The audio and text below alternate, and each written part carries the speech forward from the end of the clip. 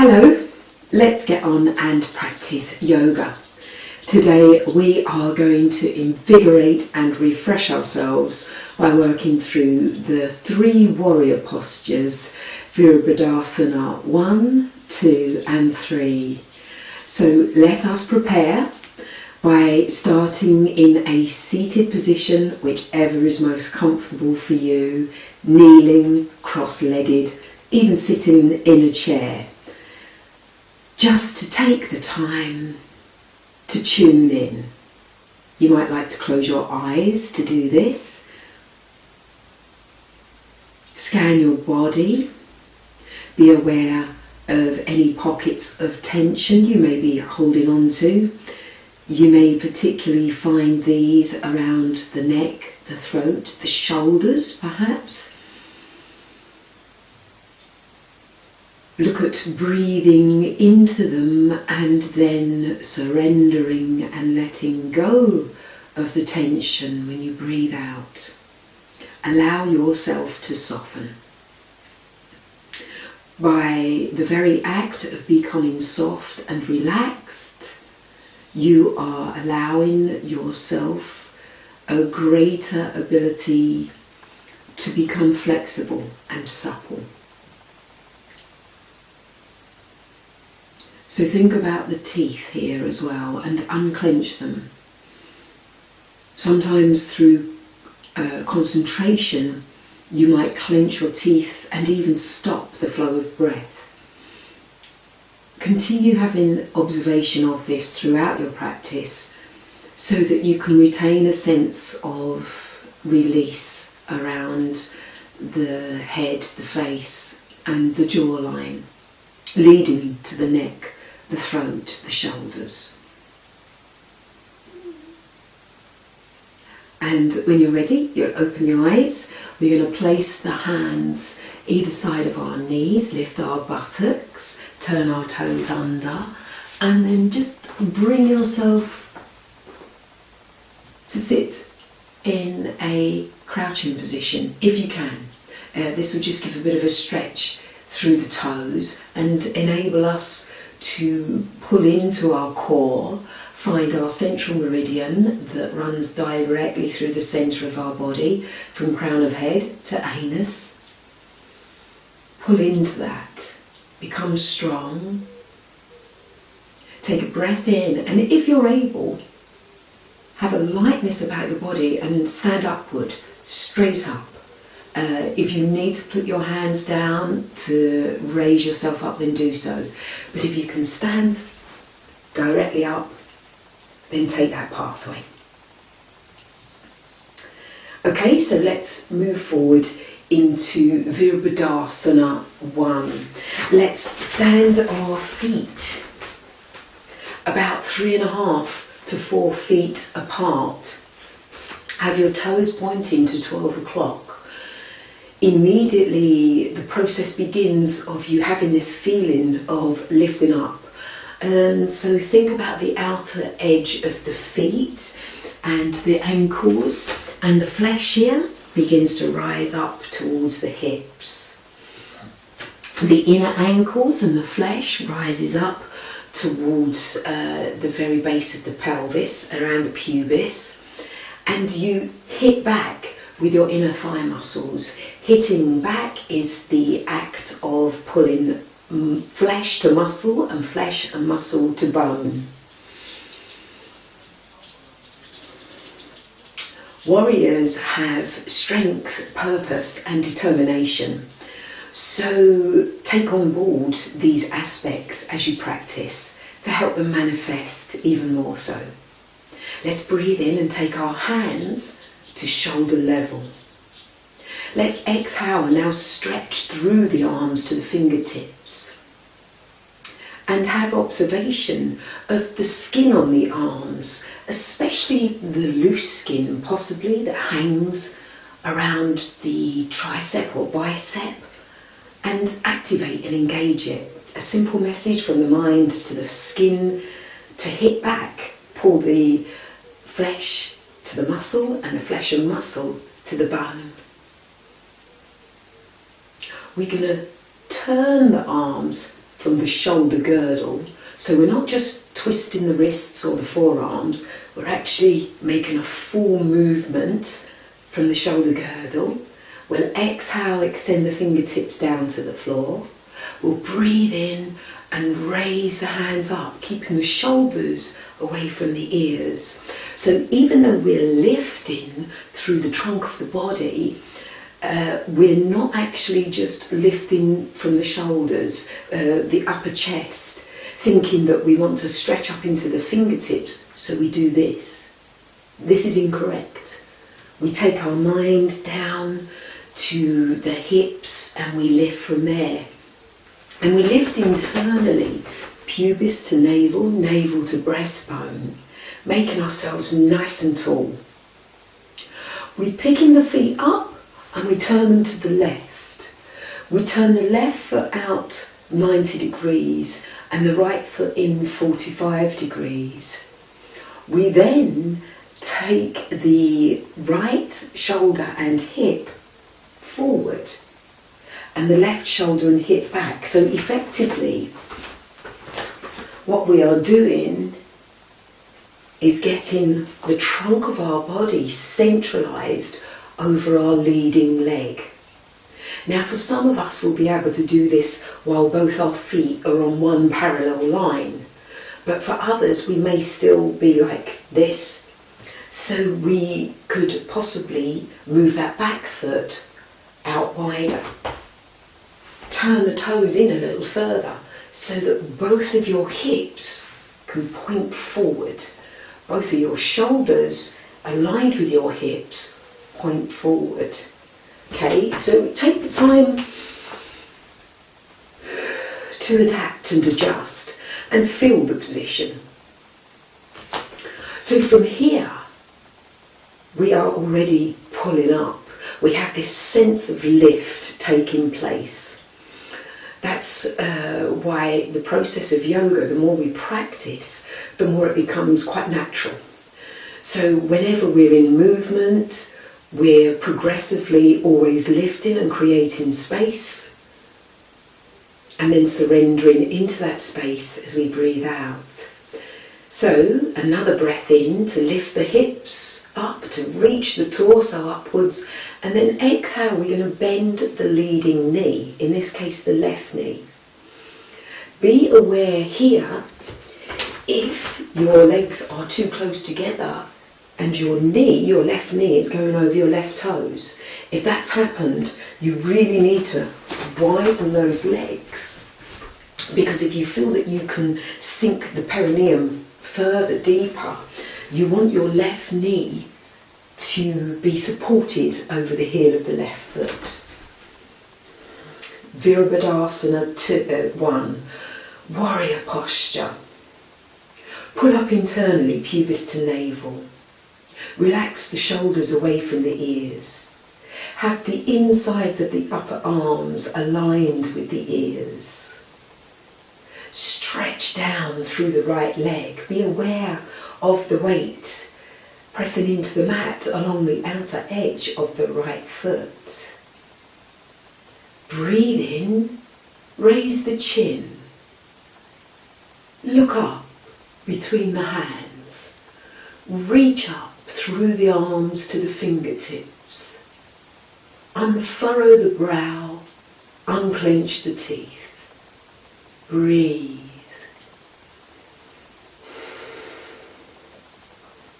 And then keeping strong in the abdominals and the lower back. Breathe in, return to the central position. Star posture. 5 points to the body, the tips of the toes, the fingertips, the top of the head. Allow the breath to flow freely around the body.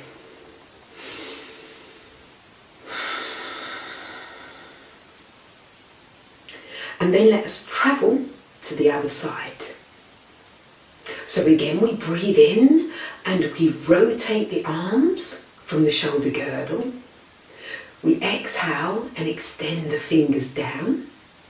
We breathe in and raise the hands up over the head. Keep the shoulders away from the ears. Keep lifting up through the legs. The outer outer edge of the legs, the insides of the legs. Pull up internally, pubis to navel. Breathe in and breathe out. Experience the posture. Lift the toes and turn them to the right. So our right foot turns out 90 degrees and our left foot turns in 45 degrees, and we bring the left hip and left shoulder forward and take the right hip and shoulder back. So we make alignment so that the trunk of our body, the chest, is effectively centralized over the leading leg, in this case the right leg. Breathe in, pull up internally, lift pubis to navel, navel to breastbone, and then bend the right knee. Keeping the right knee checked and supported over the heel of the right foot. Lift the flesh from the hips up to the chest and the armpits. Chin up, eyes up, look up. Feel the stretch down the outer edge of the back leg. Breathe. And then keeping the power of the torso and the stomach strong as you return to your central position. Lower the hands, lower the chin, and watch the chest rise and fall for a breath.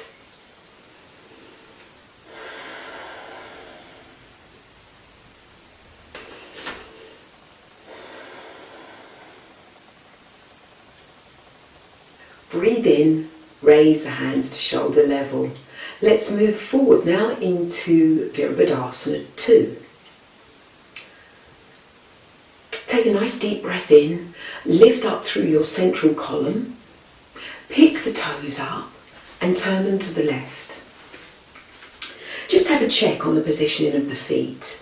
The left heel is in line with the right instep. The trunk of your body faces the wall ahead of you, so you're still nice and straight and upright like a column. A nice deep breath in, and as you exhale you're going to bend the left knee, again hoping that your legs are wide enough so the left knee goes no further than being in line with the left ankle and foot. Your left shin perpendicular. So if you find that your left knee is going over your toes, then you need to widen your legs, especially if you feel that you are able to sink lower into the warrior position. Be aware also that because of bending the left knee, have you leant to the left? If so, nice deep breath in and stretch through that right arm to the right fingertips, whilst also energizing up through your central column to the crown of your head. Effectively, the trunk of your body is straight, your spine is erect. Turn and look out past your left hand. Unclench your teeth, unfurrow your brow and breathe. Warrior II. Nice deep inhalation, straightening that left leg, bringing the toes to 12 o'clock. Let's move directly to the right. So we turn the right foot out 90 degrees, the left foot in 45 degrees. We can check the positioning, the heel of the right foot in line with the left instep. Rise up and make yourself nice and tall, strong, like a warrior. Breathe in. Exhale, bend the right knee, sink the perineum. Get that right knee supported over the heel of the right foot. Avoid leaning to the right. This is incorrect. You want to bring the trunk of the body to be upright and straight. The origin of the movement is in the hips. Feel the stretch down the outer edge of the left leg into the outer edge of the left foot. Hip back with the left inner thigh muscle.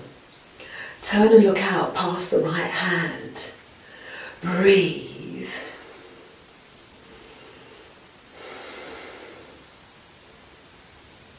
And then to your next breath in, straightening the right leg, turning the toes to 12 o'clock and lowering the hands, lowering the chin to the chest and taking a breath in and out.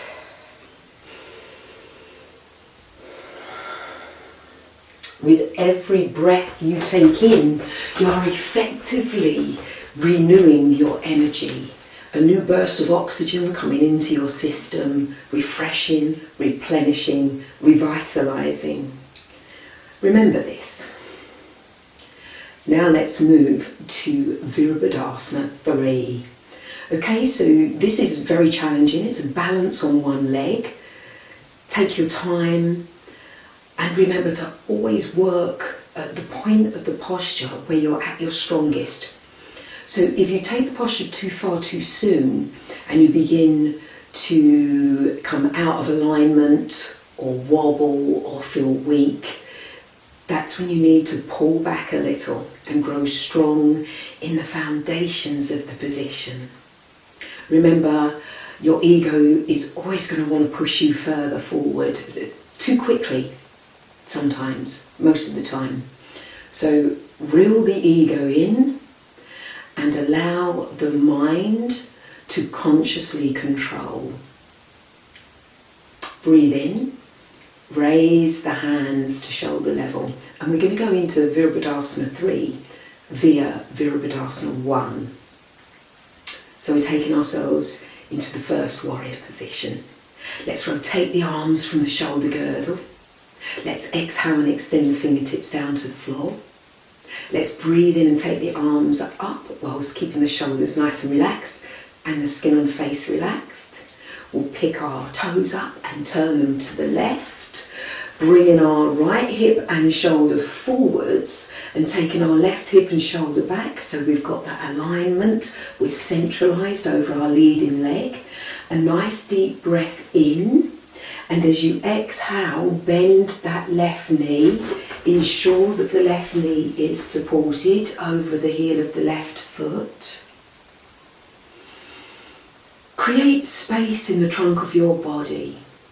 Pull the belly button back to connect with the spine. Indeed, visualise your belly button as a button, and it's pulling back to button itself upon the spine, giving nice strength there, a solid foundation to move forward with.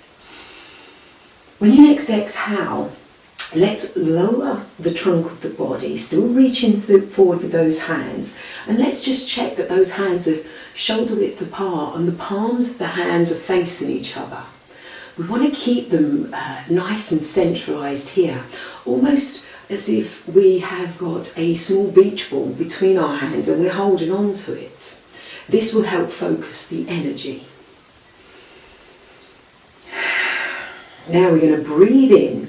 We're going to take the weight of our head and body forward, releasing onto the right toes, and then slowly releasing the right foot off the mat as we straighten the left leg and extend our body so that we are balancing on the left hip. Our right foot in line with our buttocks, our right hip in line with our left. Our upper arms brushing alongside our ears. Our point of view direct at the mat beneath us.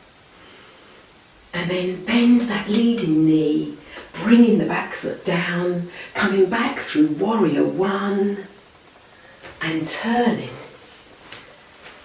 returning to our central position. If you can keep the arms raised, this will build your upper body strength. If you need to lower them and take a breath, then do so. Now remember also, whilst in Warrior 3, the standing leg and the balancing hip, that's the pivotal point of the position. And it's almost like the weighing scales. So whatever weight is on one side must be equal to the other for you to balance. Now, because you're taking the weight of your head, particularly on one side, it may seem to overbalance. And this is where you need to ensure that you're continuing to stretch into the back foot so that it can balance with the head and the hands. Breathe in, raise the hands to shoulder level. Exhale. Breathe in, rotate the arms in the shoulder sockets. Exhale, extend the fingers down to the mat. Breathe in, raise the arms up, shoulders away from the ears. Exhale, surrender into the posture without collapsing.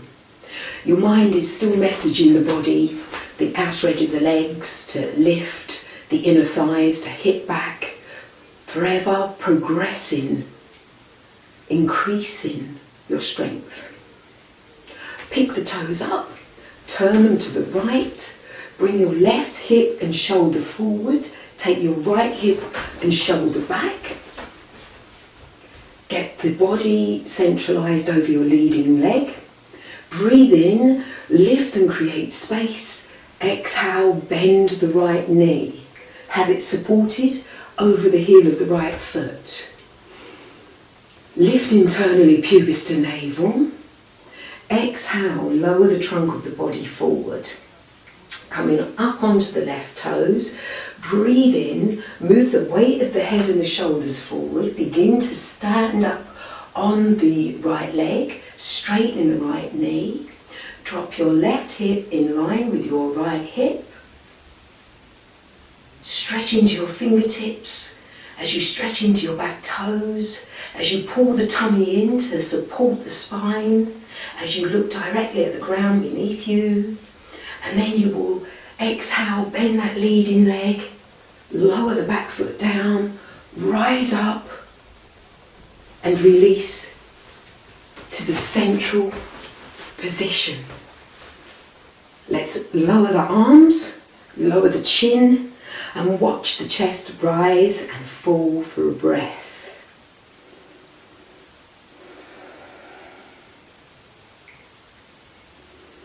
Raise the chin parallel to the floor. Let's jump step or walk the feet together. Bring ourselves into Tadasana, mountain posture. Let's have the chin parallel with the floor and close the eyes.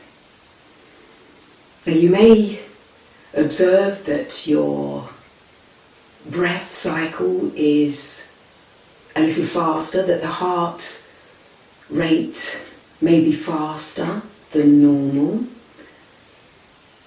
So you want to tune in with the breath and increase the length of your inhalations and your exhalations, thereby slowing the breath and allowing the heart rate to regulate. You may feel the weight of your body dispersing between the 2 feet, maybe transferring from one to the other. You want to centralize this. So connect again with your meridian line that runs directly from the crown of your head through to your anus. Unclench your teeth. Scan your body. Tune in. And then open your eyes. Take the time to draw in the nourishment from the practice of the 3 warrior postures. Your legs should feel stronger, your spaciousness within the trunk of the body increased, your focus and concentration developed. And enjoy these new sensations and enjoy the rest of your day. Bring your hands to your heart, giving thanks to yourself for your practice. Safe in the knowledge that yoga is good for you.